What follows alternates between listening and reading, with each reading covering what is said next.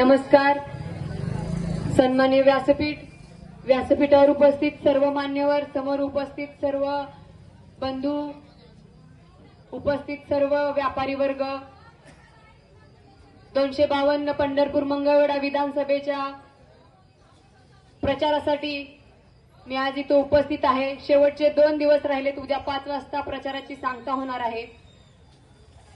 माझ्या अगोदर सगळ्या वक्त्यांनी इथं कॉरिडॉर बद्दल प्रश्न उपस्थित केला. खऱ्या अर्थानं तुम्हाला सगळ्यांना माहित असेल की या अगोदर सुद्धा इथं स्कायवॉक होणार होता, त्याला नानांनी कडाडून विरोध केला होता आणि तो होऊ दिला नव्हता. आणि हा कॉरिडॉरचा प्रश्न आहे तो नाना असताना देखील उपलब्ध झाला होता, पण नानांनी त्याला कडाडून विरोध केला होता.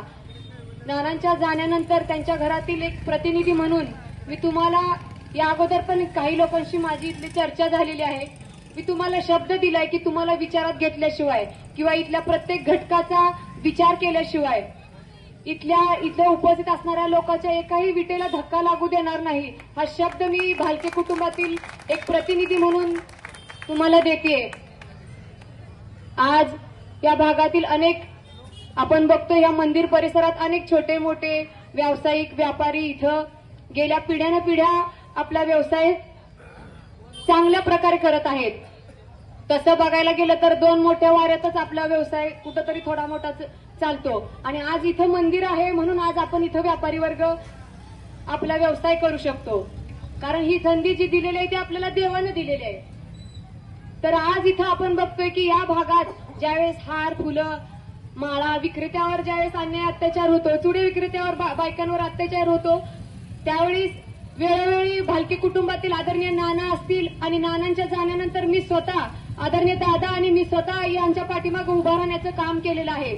आणि इथून पुढच्या काळात देखील इथल्या व्यापारी वर्गाला कुठल्याही प्रकारची इजा होणार नाही किंवा त्यांच्यावर कुठलाही अन्याय अत्याचार होणार नाही याची काळजी मी भालके कुटुंबातील प्रतिनिधी म्हणून सदैव घेईन. आणि तुमच्या सोबत तुमचे एक सहकारी म्हणून तुमच्या पाठीमागे भक्कम उभा राहण्याचं काम मी प्रामाणिकपणे पार पाडेन. आज एकीकडे तुम्ही लाडकी बहीण सगळ्यांना सांगत फिरताय. लाडकी बहीण तुम्ही जरूर आठवा, पण त्याच इथं चुड्या, बांगड्या, फुलं, माळा विकणाऱ्या लाडक्या बहिणीवर तुम्ही काठीनं हल्ला केला.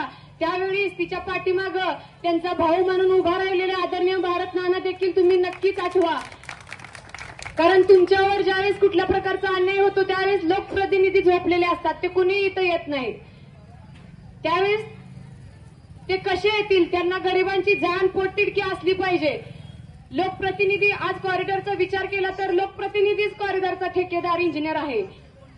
त्यामुळे तो तुमच्याबद्दल कधीच विचार करणार नाही. उलट तो कॉरिडॉर व्हावा यासाठीच प्रयत्न करेल. का तर ह्या कॉरिडॉरचा ठेकाच त्यांना घ्यायचा आहे आणि त्यातून त्यांना त्यांचं घर उभा करायचं आहे.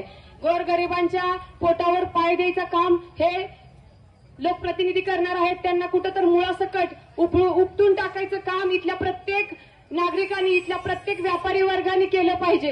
आज इथं चुडबांगड्या मागच्या काळात बघितलं, वारीचा काळ आला तर इथं बसणाऱ्या मायमाऊलींचा धंदा 200-250 रुपये कमाई असते दिवसाची. दादा चुडबांगड्या विकून इथल्या भागातून मी इथं बरेच व्यापारी मला ओळखतात. कधी सहज जाता इथून जायचा प्रसंग आला तर जाणून बुजून मी तिथं गाडी उभा करून इथं येते आणि आवर्जून प्रत्येक मायमाऊलीपाशी चुडा घालते. का तर मला इथल्या मायमाऊलीला विचारायचं असतं की माय तुमचं इथलं व्यवस्थित चाललंय का. एक प्रामाणिक भावना माझी असते, कारण मी पण सर्वसामान्य शेतकरी कुटुंबातून आलेली पोरगी आहे. नानांनी आम्हाला शिकवण दिलेली आहे की आज इथला गोर गरीब सुखी तर सगळा समाज सुखी झाला तर उद्या हा पंढरपूर समृद्ध होणार आहे. आणि त्यासाठी इथल्या उपस्थित व्यापारी वर्गाला एक कळकळीची विनंती आहे. इथून पुढच्या काळात जरी कधी तुमच्यावर काय वाईट प्रसंग आला, काही वेळ आली तर एक बहीण म्हणून मी नक्की तुमच्या पाठीमागं भक्कम उभं राहण्याचं काम करेन. आणि त्यासाठी खऱ्या अर्थानं आपल्यावर अन्याय अत्याचार करणारं भाजप सरकार आपल्याला हद्दपार करायचंय. त्यासाठी मी सर्वांना इथं विनंती करते, येणाऱ्या पुढच्या काळात सुद्धा वारीत आपल्याला जो नाहक त्रास सहन करायला लागतो, चुडा विक्रेत्या, बांगड्या विक्रेत्या किंवा छोटे व्यापारी आहेत किंवा वाहनं त्यांना पास मिळत नाही, ते पास मिळवून देण्याची सोय सुद्धा आपण आपलं सरकार आल्यानंतर नक्की करू. आणि आज मला आवर्जून सांगायचंय, आमच्या सागरदादांनी प्रश्न उपस्थित केला की आमच्या समाजावर, बडवे उत्पात समाजावर ज्यावेळेस अन्याय झाला त्यावेळेस माझ्याकडे ते कागद पण आहे.